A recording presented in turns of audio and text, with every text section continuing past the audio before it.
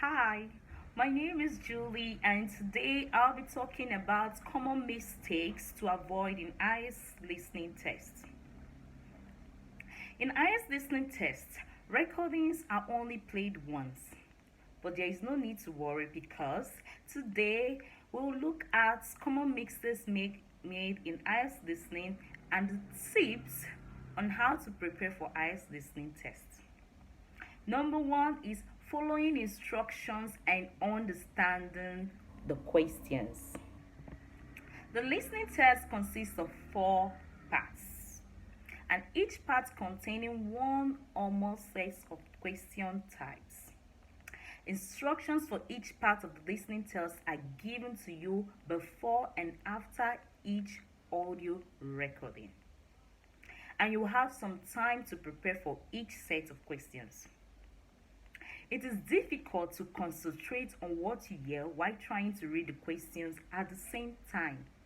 So make sure you read the questions first before you listen to the recording. Check the type of answer you have to write. Use a pencil to underline or circle keywords if it is a paper-based test. Use a pencil to underline or circle in the instruction of questions to help you focus on what to listen for in the recordings. Check your answers after the audio clip is played and use this time to prepare for the next part of the test. I will always be a time for you to check your answers, and that same time use it to also read the next questions to come. Number 2 is understanding specific information. Sometimes it is difficult to determine exactly which information you should use to answer the questions.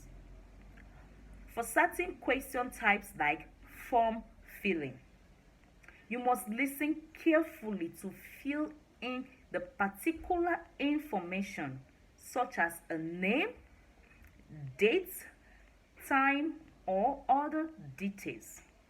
To help understand the question, make sure you read the question carefully so you know what information you are listening for.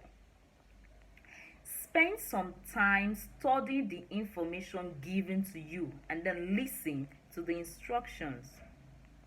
Think of the synonyms for your keywords, as the recording will use different words and phrases to the wording in your question booklet.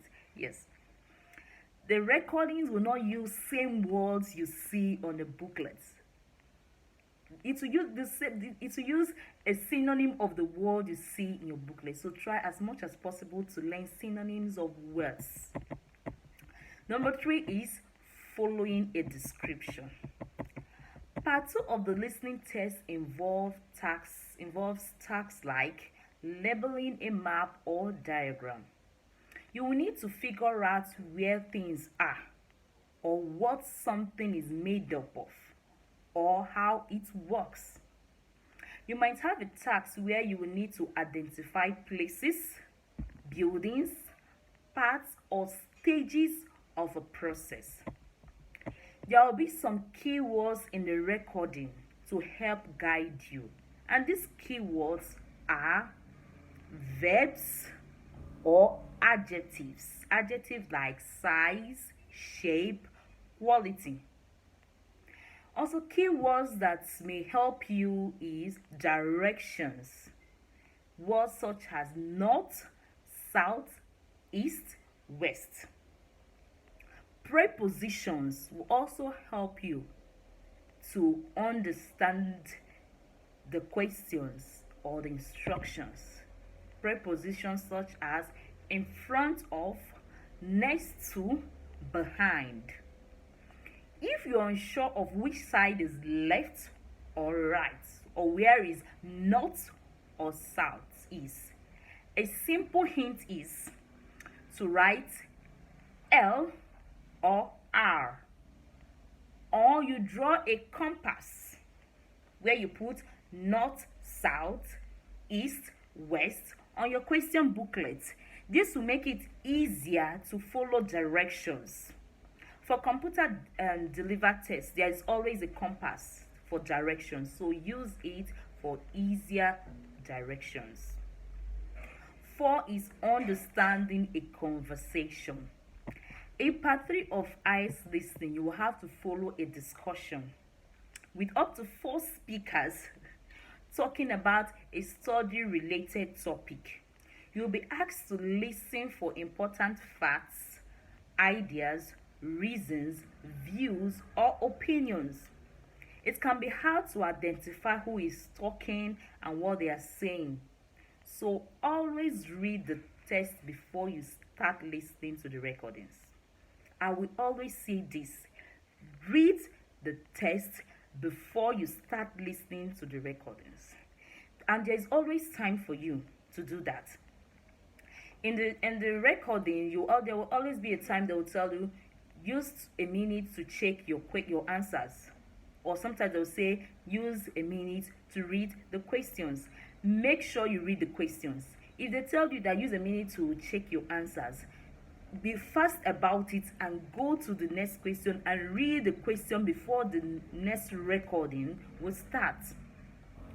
Note down information about the speakers, their relationships, and how it relates to the situation. This can help you to anticipate which speaker is about to talk and what speakers are going to talk about. Number 5 is following a lecture or talk.